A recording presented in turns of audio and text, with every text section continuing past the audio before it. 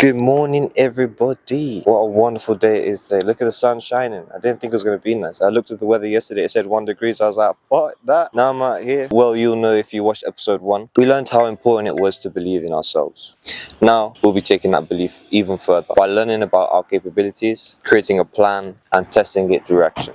What are we doing here today? Well, let me tell you. Today, we're going to be focusing on a few different things. What are they, you might ask? Number 1, the most optimal way to train endurance. Number 2, the most optimal diet for success. Number 3, strategy. We'll be strategizing our very own combat game plan and then putting that exact game plan to the test and seeing how it performs. While lastly, of course, going to the gym and once again hitting some fucking weight. Now, last time the training section was a bit lackluster. I apologize for that. I plan on making up for it today. I plan on showing you a couple new ways to train. One of them being one of the most optimal ways I've found to reach muscle failure and to produce optimal muscle growth. Bruce taught us, if you always put limits on everything you do, it will spread into your work and into your life. There are no limits, there are only plateaus. And you must not stay there, you must go beyond them. Sprinting, it's not just a workout, it's a mindset. See, combat demands quick bursts of energy and the ability to recover fast. That is what sprinting teaches us. So why choose sprinting? Well, I'll tell you why. Point number 1, it mimics real combat energy demands. Sprinting is one of the most intense physical activities, requiring short bursts of maximum effort. Much like what you'd experience in real combat, combat situations often involve explosive action, like quick dodges, strikes, or bursts of movement that demands speed and power. My next point, it builds endurance and explosive power. Sprinting develops your cardiovascular system and muscular strength simultaneously. The intense anaerobic nature of sprinting pushes our body to its limits, training our muscles to store and utilize energy efficiently. Over time, this leads to greater endurance for sustained activity and explosive power. My next point is that it also strengthens mental toughness. Pushing ourselves to sprint at maximum effort not only challenges our body, but also our mind. It's easy to quit when your muscles burn. It's easy to quit when your lungs ache and every fiber of your being tells you to stop. But by overcoming this discomfort, you can build mental resilience and discipline, qualities that transfer into other aspects of life. Bruce's words are, do not pray for an easy life.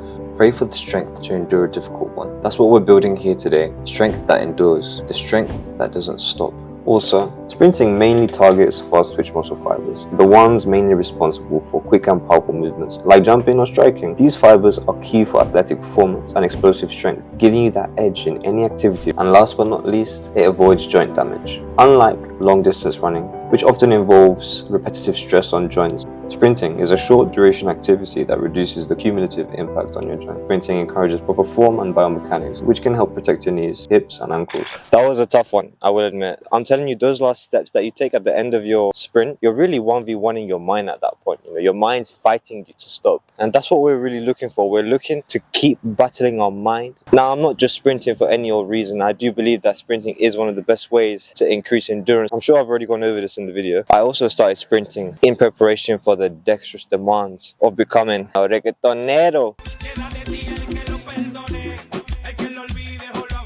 Just kidding, but for real, sprinting is really good for you. In my opinion, better than jogging, better than running. When you run or you jog, you tend to kind of smack your heels a lot, causing a lot of tension on your joints and your knees. Now I'm headed home next for the next part, which is nutrition. So I will see you guys in a little bit. Bruce says, it's not the daily increase, but the daily decrease. Hack away at the unessentials. Nutrition works the same way. Simplify and focus on what fuels you the best. Nutrition is personal. It's about learning what works best for you. Right now, I'm in the process of my own experiment, right? I'm experimenting with the carnivore diet. There are a multitude of reasons for that, but mainly the reason it fascinates me is because animal-based diets can boost protein intake, obviously. They can reduce inflammation and can even stabilize energy levels. Bruce believed in personal experience. He says, research your own experience, absorb what's useful, reject what's useless, and add what is essentially your own. I do admit the diet is quite strict and only allows for the consumption of things that essentially only had a mum and a dad, including water and eggs. Dairy is also included, but it's kind of avoided to produce the most optimal results. You can have dairy, some people can tolerate dairy, but others can't. The main foods you might see consist of beef, lamb, chicken, fish, eggs, You get the idea, right? Eating these foods and only these foods might conclude in reducing inflammation, increase in energy, increase in testosterone, removal of acne, I've experienced this myself, and the reversal of human diseases such as diabetes, Alzheimer's, and so on. The carnivore diet has actually been quite a journey for me. By abandoning carbs and focusing on protein and fat, I fuel my body with a more denser energy, supercharging every cell in my body. There are tons of studies and research that I plan on going over in another video. Welcome back. We're in the kitchen once again. Don't mind what I'm wearing, I just wanted to get a bit comfortable. This is practically the same meal you saw last time on the last episode, but it's actually been quite a while since I've had beef patties, so I'm actually looking forward to it. It does suck that I don't get to put cheese on them anymore, but I did have to stop eating it. My dairy consumption snowballs, it goes out of control, trust me. 1 minute I'm eating cheese, the next minute I'm downing double cream, I'm downing yogurt, I'm putting double cream and yogurt together, and then I'm downing that. Just thinking about it is making me a bit excited, but I'm moving on. There's a reason I'm not eating dairy. Dairy is known to hinder the full benefits of the carnivore diet. So I'm just going full strict carnivore to get a baseline of how it feels. And then after that, I'll decide what to do next. And I might decide to go back on dairy. I mean, depends how good it is without dairy. Obviously, I'm going to compare the two. But I really hope that I can handle dairy so that I can just drink buckets of double cream so I can bulk. Nutritional fact of the day, my friend. Eggs contain the most complete nutritional building block for building muscle than any other protein source. Whether it's beef, whether it's avocados, whatever you name it, eggs are number one. Eggs are basically anabolic. You eat 30 eggs a day and the results will be anabolic, I promise you. Welcome to the war room, my friends. This is where we're going to be planning out our combat strategy. Planning is how we turn belief into action. Bruce says, simplicity is the key to brilliance. This is why training plans should be focused and adaptable. You guys are wondering what my plan is, right? My plan has 3 elements in it. Number 1, agility. Movement is survival in combat, you know. If you're not fast, you can't outrun people who are stronger than you. Number 2, explosive power. For strikes that deal real damage. And lastly, adaptability. Because every opponent and every situation is going to be different. Bruce's wisdom guides every part of this plan. As he famously said, empty your mind. Be formless, shapeless, like water. So our first hurdle, agility. How are we going to accomplish this? Fortunately right now I am a beginner like most other people, so the hurdle doesn't stand too high. For me, agility is essentially how fast you can be at maximum speed with minimum downtime, acceleration so to speak. So for now, my training will mainly be involving covering measurable distances of ground comfortably. For that, I'll be simply incorporating side steps or front steps or back steps, ways to cover distance quickly, efficiently, and without tripping over, which is why I say comfortably. And one other thing I've incorporated on purpose is the sprinting, but you guys already seen that, right? That helps our agility. Number 2, explosive power. Now, how are we going to achieve explosive power? Simple, right? Just punch harder. No, it's not that simple. You can't just, I mean, I guess you can make a lot of progress just punching as hard as you can, but really you have to look deeply into it. It's easier said than done. Using explosive power isn't just about physical force. It's about leveraging your weight, your elasticity, and your form to produce the most effective explosive power. This is why we'll be keeping a close eye on every single thing that we do. Actively searching for improvements, actively looking at our form, actively looking at changes we can make, actively testing out different things that might work better than other things. These are things we have to think about on the spot. And our last hurdle for today, adaptability. Now, how does one train for adaptability? Since you don't know what situation you'll be put in, it's almost impossible to train for every situation, right? Well, that's not really the point of adaptability. You're not meant to train for every single situation you might come across. Adaptability is more about learning on sight. It's more about learning something as soon as it happens or while it is happening at the same time. And luckily enough, we are actually already incorporating adaptability. By the way we look at our training with explosive power, by the way we're always thinking about ways to get better, we are actively improving, actively adapting. And the more you learn to adapt intuitively, the more it becomes second nature. Not just in fighting, but in every aspect of our life. Well, enough chit chat, my friends. It's time to execute the damn plan. Bruce believed in taking action. He said, knowing is not enough. We must apply. Willing is not enough. We must do. This is where the plan becomes real, my friends. Every drill is a step forward, understanding my strengths and weaknesses and improving both. Here I started busting it down with some tunes, obviously to get me in the right mood. Honestly, I don't know how some people just listen to their breathing while they train. You man gave up on having fun at that point. Having said that, if you guys knew what my playlist consisted of, you guys would definitely unsubscribe. Fun little fact, before Bruce Lee started martial art, he was actually a cha-cha dancer and he was actually competitively dancing the cha-cha. Now what does this tell me? This this tells me that Bruce had something before, and that was rhythm. And the more I think about it, the more I realize I think rhythm is quite important. To be able to move your body fluidly the way you like, I think it's a skill that is overlooked by many. And I think honestly, rhythm is very underrated. And I had no doubt that I helped him excel in his martial art. Now for the side jumps, I do split them up into two different parts. Part A, technical, and part B, practical. In part A, I just move around first, getting a feel, making sure my feet land properly. After I've established a good balance and speed, I then incorporate jabs into my art. Now remember, this is coming from me this time. You are the artist, you are the art piece, and you are the art's owner. It's up to you to make it yours, to make it you, and to make it proud. Here, I add another touch to my art, another addition to my compendium of combat. I start to incorporate other movements. You never know, one day you might just need to put an all might and dash someone to the stratosphere. Someone may just piss you off that much. And, my opinion, if you can manage to pull this off at super high speeds, it will shock almost anyone receiving it, especially if they haven't had a chance to measure their distance yet. It can also be used to force an opponent with longer reach to come closer to you. By knowingly keeping our distance, at the same time being able to cover more distance than them, you'll eventually force them to get closer to you, putting them in the danger zone, also known as the sleep zone.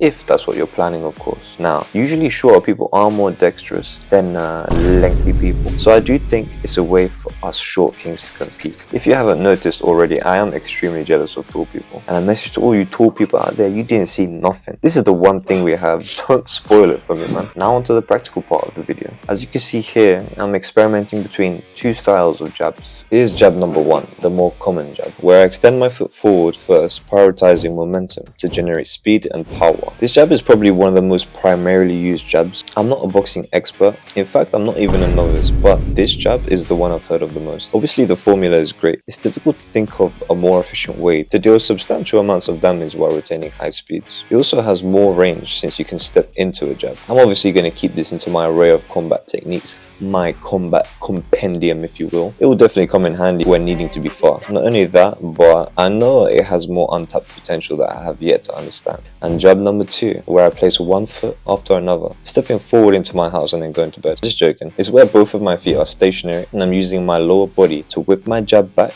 using the weight of my shoulders to twist my torso back, then using my legs and waist to sling my jab forward, generating, in my opinion, promising power. When a muscle is stretched, it's like a rubber band. There's a force pulling the muscle back to its original space. I'm trying to draw into this by whipping my body back before I strike, generating a lot of force behind my fist. Coincidentally, you have to do the exact same thing with the whip. It can't just output energy. There's a generation process. And if this can apply to a lifeless piece of leather, surely I can at least replicate half of the results. Here's my own little theory. When you whip your fist back, it gets heavier, and if you learn to leverage your elasticity efficiently, redirecting that force forward at its heaviest through a target dealing devastating damage. I think focusing on reviewing the motion of your body in general will teach you a lot of things that can help you across other techniques, so I don't think it's a waste of time to try. I'm obviously speculating here, but that's why we're testing this out, to truly know for myself. I would actually kill to be able to see the exact force of my punches with one of those force measurers. I saw Eddie Hall use one of them in his video. Maybe in the future, eh? The same thing that Bruce said earlier applies here. Absorb what's useful and discard what's useless. This is how we grow stronger. Well, that was an experience. I admit, even when I was doing the side steps or the forward steps, or whatever you want to call them, I was getting tired from that. I didn't think I would be getting tired just from doing a bunch of forward steps, but damn, those are actually quite physically demanding.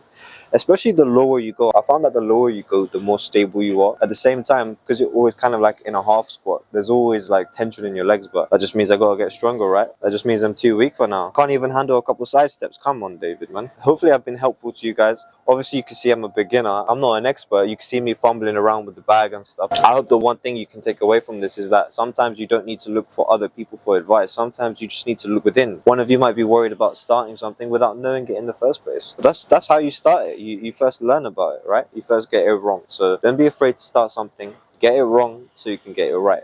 You are completely capable of teaching yourself everything that you want to know, whether it's training, whether it's martial arts, whether it's art. You guys are completely capable. believe in yourselves. And in my opinion, it's probably the most organic way to truly learn whether you're capable of something or not. Fair enough. If you find that you've reached a plateau and you can't get any better than you already are, go to a martial arts class, see what they can teach you, see what they can bring to your life. But right now, for beginners like you and me, I don't see the need to jump 10 steps ahead. I really think you have a lot to learn about yourself before you have to learn about other things. Stay with me, friends. The video is not over yet. We've still got one last part to complete, the training section. I'll see you guys there. Experimenting is key to self-discovery. Bruce says, man, the living creature, the creating individual, is always more important than any established style or system. Now today, friends, I'll be taking you through the technique I use to get as close as possible to muscular failure. If you guys don't know what muscular failure is, it's now the hot topic being passed around the fitness industry. It's when you train to the point of not being able to do a single rep of weight, being half rep or not.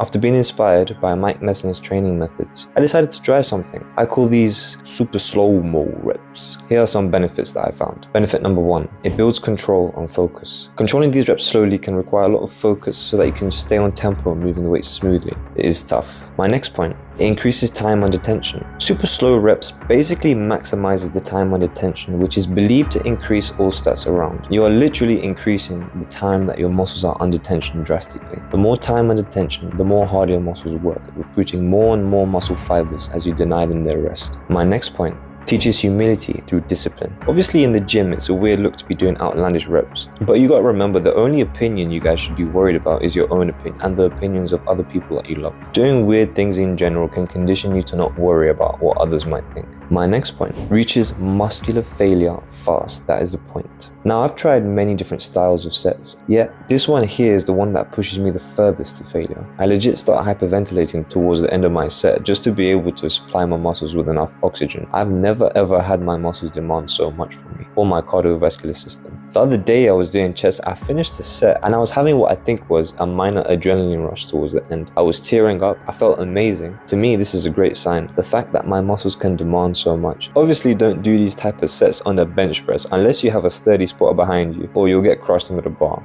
Now some guys might like it, but that's just because they never had a girl lie on top of them before, so they kinda have to substitute.